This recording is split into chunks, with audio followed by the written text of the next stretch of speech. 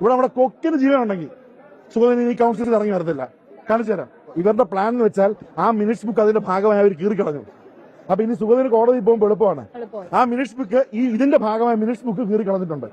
അപ്പൊ വളരെ ബുദ്ധിപരമായി മിനിറ്റ്സ് ബുക്ക് കീറിക്കളഞ്ഞ് സുഗതനെ ഇറക്കാൻ ഇവിടെ നമ്മുടെ കൊക്കിന് ജീവൻ ഉണ്ടെങ്കിൽ സുഗതൻ ഈ കൗൺസിലിൽ ഇറങ്ങി വരത്തില്ല. കാണിച്ചു തരാം. പ്രിയപ്പെട്ട പ്രേക്ഷകരെ, പ്രിയപ്പെട്ട സുഹൃത്തുക്കളെ, തിരുവനന്തപുരം കോർപ്പറേഷനിലെ കാര്യങ്ങൾ തീർത്തും കൈവിട്ട അവസ്ഥയിലേക്കാണ് പൊയ്ക്കൊണ്ടിരിക്കുന്നത്. കൗൺസിൽ യോഗം ചേർന്ന ഇന്ന് കോർപ്പറേഷൻ ആസ്ഥാനവും പരിസരവും അക്ഷരാർത്ഥത്തിൽ വലിയൊരു യുദ്ധക്കളമായി മാറുന്ന സാഹചര്യമാണ് ഉണ്ടായത്.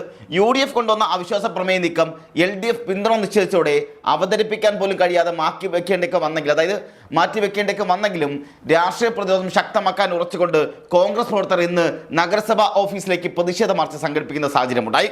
കോർപ്പറേഷൻ ഓഫീസിന് മുന്നിൽ പോലീസ് വലിയൊരു പ്രതിരോധം തീർത്തുവെങ്കിലും അതപ്പാടെ മറികടന്ന് കോൺഗ്രസ് പ്രവർത്തകർ കോർപ്പറേഷന്റെ ഓഫീസിന്റെ മതിലുകൾക്ക് വരെ ചാടിക്കടന്ന് അകത്തേക്ക് ഇരച്ചു കയറിയതോടെ വലിയ തോതിലുള്ള രാഷ്ട്രീയ രംഗങ്ങളാണ് അവിടെ അരങ്ങേറിയത്.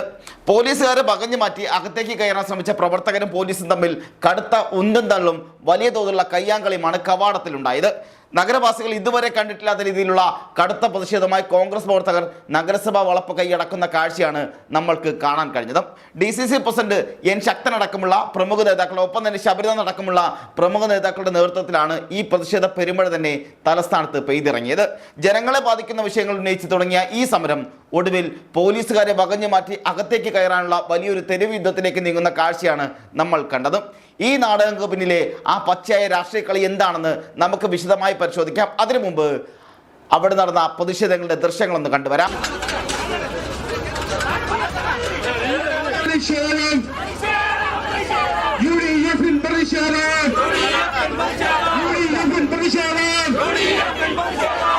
കണ്ടിട്ടില്ല, നഗരവാസികൾ കണ്ടിട്ടില്ല.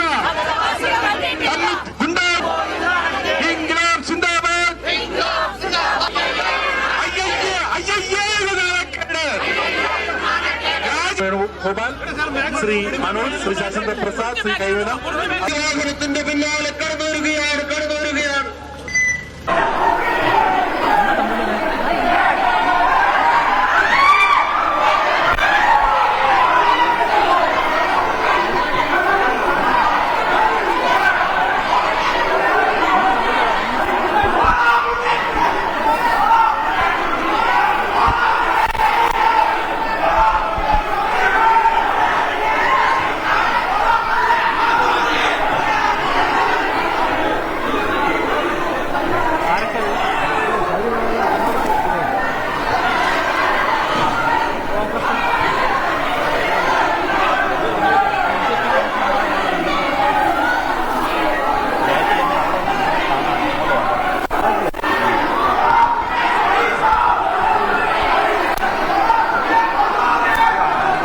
കാണാൻ പറ്റില്ല.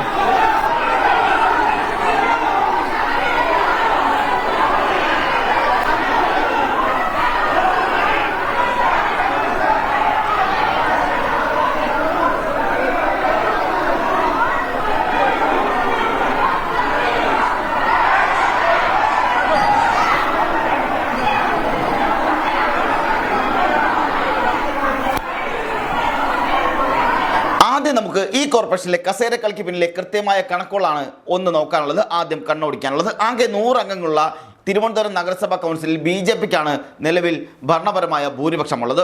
ഒപ്പം ഭരണം സുരക്ഷിതമാക്കാൻ ഒരു സ്വതന്ത്ര അംഗത്തിന്റെ പിന്തുണയും അവർക്കുണ്ട് എന്നുള്ളതാണ് യാഥാർത്ഥ്യം. ഇവിടെയാണ് കേവലം 20 അംഗങ്ങൾ മാത്രമുള്ള UDF BJP ഭരണസമിതിക്കെതിരെ അവിശ്വാസ പ്രമേയം കൊണ്ട് രംഗത്തിറങ്ങിയത്.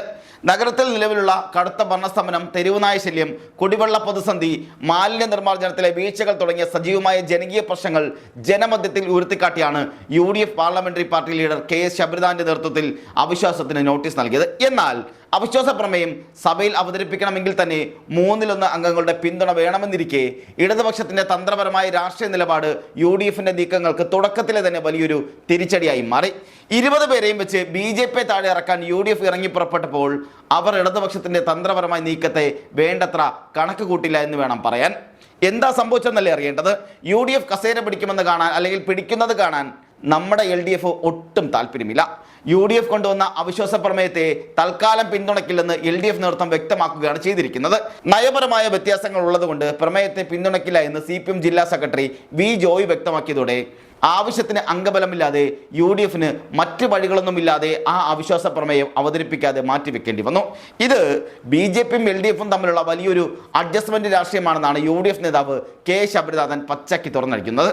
വെളിയിലുള്ള സമരം പോലെ തന്നെ കോർപ്പറേഷൻ കൗൺസിലിനകത്തും BJPയുടെ കള്ളത്തരങ്ങൾ തുറന്നു കാട്ടാൻ ലഭിച്ച വലിയൊരു അവസരമാണ് ഇടതുപക്ഷത്തിന്റെ ഈ നിലപാട് കാരണം നഷ്ടമായതെന്ന് ശബരിനാഥൻ ആരോപിക്കുന്നുണ്ട്.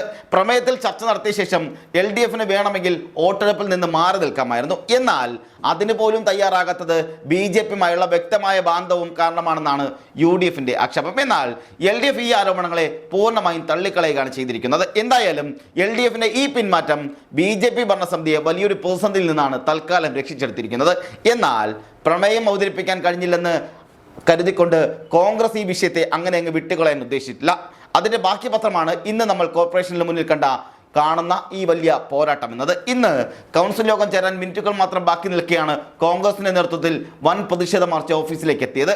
കോൺഗ്രസ് പ്രവർത്തകർ ഓഫീസിനുള്ളിലേക്ക് ഇരച്ചു കയറാൻ നോക്കിയതോടെ രംഗം കൂടുതൽ വഷളാവുകയായിരുന്നു. പോലീസിന്റെ പ്രതിരോധ നിരയെ തന്നെ വെട്ടിച്ച് അകത്തേക്ക് കുതിക്കാൻ നോക്കിയ പ്രവർത്തകരെ പോലീസ് തടഞ്ഞതോടെ കടുത്ത ഉന്തും തള്ളുമുണ്ടായി. പോലീസുകാരെ നെഞ്ചുറപ്പോടെ വകഞ്ഞു മാറ്റിക്കൊണ്ടാണ് കോൺഗ്രസ് പ്രവർത്തകർ ഗേറ്റ് കടന്ന് അകത്തേക്ക് കയറാൻ നോക്കിയതോടെ കോർപ്പറേഷൻ കവാടം വലിയൊരു ബഹളമായി മാറുകയും ചെയ്തു. കോൺഗ്രസ് പ്രവർത്തകരുടെ ഈ പ്രതിഷേധവും ശക്തവുമായുള്ള തള്ളിക്കയറ്റവും ശ്രമവും സംസ്ഥാന നഗരിയെ തന്നെ അല്ലെങ്കിൽ തലസ്ഥാന നഗരിയെ തന്നെ ഇപ്പോൾ പൂർണ്ണമായി സ്തംഭിച്ചിരിക്കുന്ന സാഹചര്യം വരെ അവിടെ ഉണ്ടാവുകയും ചെയ്തു. ഇന്ന് കൗൺസിൽ യോഗം ചേരുമ്പോൾ BJPയും LDFും ചേർന്നുകൊണ്ട് വലിയൊരു നാടകത്തിനാണ് കോർപ്പറേഷനകത്ത് വഴിയൊരുക്കുന്നതെന്നാണ് സൂചനകളെല്ലാം. കാരണം ഇന്നത്തെ കൗൺസിൽ യോഗത്തിൽ ചർച്ചയായി വെച്ചിരിക്കുന്നത് 400ഓളം അജണ്ടകളാണ്. വെറും 2 മണിക്കൂർ കൊണ്ട് ഇത്രയും ഫയലുകൾ പാസ്സാക്കാൻ ശ്രമിക്കുന്നത് ബോധപൂർവം ബഹളമുണ്ടാക്കി സഭ പിരിച്ചുവിടാൻ വേണ്ടിയാണെന്നാണ് UDF കുറ്റപ്പെടുത്തുന്നത്.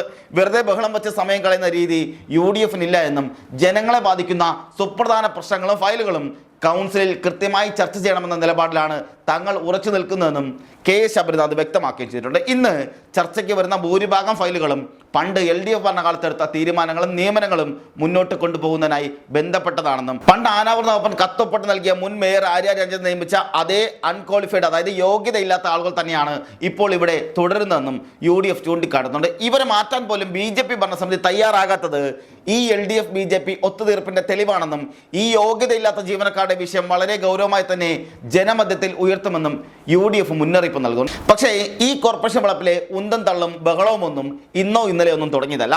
കാപ്പ കേസ് പ്രതിയായ നിലവിൽ ജയിലിനടിക്കുള്ളിൽ കഴിയുന്ന BJP കൗൺസിലർ സുഗതൻ കൗൺസിലർ സ്ഥാനത്ത് നിന്ന് പുറത്താക്കണമെന്ന് ആവശ്യപ്പെട്ട് LDF കൗൺസിലർമാർ അവിടെ റിലേ സത്യാഗ്രഹവും സമര പരിപാടികളും ഇപ്പോഴും തുടരുകയാണ്.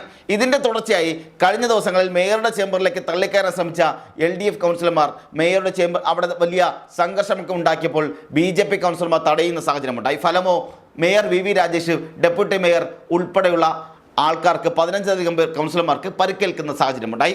ഇരുപക്ഷവും പരസ്പരം പോലീസിൽ കേസുകൾ രജിസ്റ്റർ ചെയ്യുകയും ചെയ്തിട്ടുണ്ട്. ജനപ്രതിനിധികൾ തന്നെ നിയമം കയ്യിലെടുത്ത് പരസ്പരം തല്ലുകൂടുന്ന ഈ കാഴ്ച തികച്ചും ലജ്ജാകരമാണെന്ന് കൂടി പറയാതെ വയ്യ. ഇതൊക്കെ നടക്കുമ്പോഴും ഭരണത്തിന്റെ അമരത്തിരിക്കുന്ന മേയർ VV രാജേഷിന് യാതൊരു കുലുക്കവുമില്ല എന്നുള്ളതാണ് യാഥാർത്ഥ്യമായ കാര്യം. അദ്ദേഹം നല്ല മാസ് ഡയലോഗുകളുമായി തന്നെയാണ് ഇപ്പോഴും രംഗത്തുള്ളത്. അവിശ്വാസമൊക്കെ ജനാധിപത്യത്തിൻ്റെ ഭാഗമാണ്. നിയമപ്രകാരം 6 മാസത്തിലൊരിക്കൽ അതൊക്കെ പ്രതിപക്ഷത്തിന് കൊണ്ടുവരാം. ഞങ്ങൾ അതിനെ പൂർണ്ണമായും സ്വാഗതം ചെയ്യുന്നു. പക്ഷേ ഒന്നുറപ്പാണ്, BJPയുടെ ഈ ഭരണസമിതി ജനവിശ്വാസത്തോടെ 5 വർഷം തികയ്ക്കുക തന്നെ ചെയ്യും. ജനപ്രശ്നങ്ങൾ പരിഹരിക്കുന്നതിലാണ് ഞങ്ങൾ ശ്രദ്ധ കേന്ദ്രീകരിക്കുന്നത്. എന്നാൽ LDF ഇതിനെയൊന്നും അങ്ങനെ അങ്ങ് അംഗീകരിച്ചു കൊടുക്കാൻ തയ്യാറല്ല.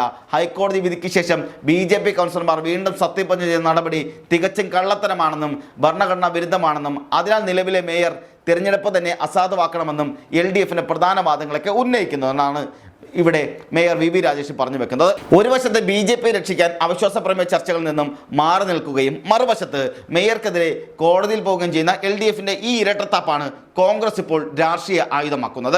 ഇന്ന് അകത്ത് കൗൺസിൽ യോഗത്തിൽ BJPയും LDFും തമ്മിലുള്ള വാക്പോരും മുറുകുമ്പോൾ പുറത്ത് കോൺഗ്രസ് പ്രവർത്തകർ മതിൽ ചാടിക്കടന്ന് നടത്തുന്ന ശക്തമായ തള്ളിക്കയറ്റവും പോലീസുമായുള്ള ഉന്തും തള്ളും കാര്യങ്ങൾ കൂടുതൽ സങ്കീർണമാക്കുകയാണ്. ഒരു വശത്ത് BJPയെ സംരക്ഷിക്കാൻ LDF തന്ത്രപരമായ നിലപാടെടുത്തുവെന്ന UDFിന്റെ ആക്ഷേപം മുൻനിർത്തിക്കൊണ്ടാണ് കോൺഗ്രസ് ഇപ്പോൾ തെരുവിൽ വലിയ തോതിലുള്ള പ്രതിഷേധം തീർക്കുന്നത്. അതേസമയം LDF സുഗതന്റെയും മേയറുടെയും രാജി ആവശ്യപ്പെട്ട സഭയ്ക്കുള്ളിൽ സത്യാഗ്രഹവും സമ്മർദ്ദവും ശക്തമാക്കുന്നുണ്ട്. ജനകീയ പ്രശ്നങ്ങൾ പ്രശ്നങ്ങൾ പൂർണ്ണമായും വിസ്മരിക്കപ്പെടുകയും രാഷ്ട്രീയ ലാഭങ്ങൾക്കായി മാത്രമായി മുന്നണികൾ പോരടിക്കുകയും ചെയ്യുന്ന കാഴ്ചയാണ് തിരുവനന്തപുരത്ത് കാണാൻ കഴിയുന്നത്. കോർപ്പറേഷന്റെ അകത്തും പുറത്തും ഒരുപോലെ സംഘർഷം പുകയുകയാണ്. രാഷ്ട്രീയ നിരീക്ഷകർ ഈ വിഷയത്തിൽ പറയുന്നത് വലിയൊരു സത്യം കൂടിയുണ്ട്. കേരളത്തിൽ BJP ഭരിക്കുന്ന ഒരേ ഒരു കോർപ്പറേഷൻ ഭരണം എങ്ങനെയെങ്കിലും നിലനിർത്താൻ BJPയും LDFും തമ്മിൽ അണിയറയിലൊരു തന്ത്രപരമായി കളി നടക്കുന്നുണ്ടെന്നാണ് നാട്ടിലെ സംസാരം. ഇതിനിടയിൽ ജനങ്ങളുടെ നികുതി പണം കൊണ്ട് ശമ്പളം വാങ്ങുന്ന ഇവരൊക്കെ ജനകീയ പ്രശ്നങ്ങൾ മറികടന്ന് കസേരക്കളിയും തെരുയുദ്ധവും നടത്തുമ്പോൾ തലസ്ഥാനത്തെ സാധാരണ ജനങ്ങൾ ഇപ്പോഴും തെരുവുനായ ശല്യവും കുടിവെള്ള പ്രശ്നവുമായി അല്ലെങ്കിൽ കുടിവെള്ള ക്ഷാമവും റോഡിലെ മാലിന്യ കൂമ്പാരങ്ങൾ സഹിച്ചുകൊണ്ട് തന്നെ ജീവിക്കേണ്ടി വരുന്നു എന്നുള്ളതാണ് കൈപ്പേറിയ യാഥാർത്ഥ്യം.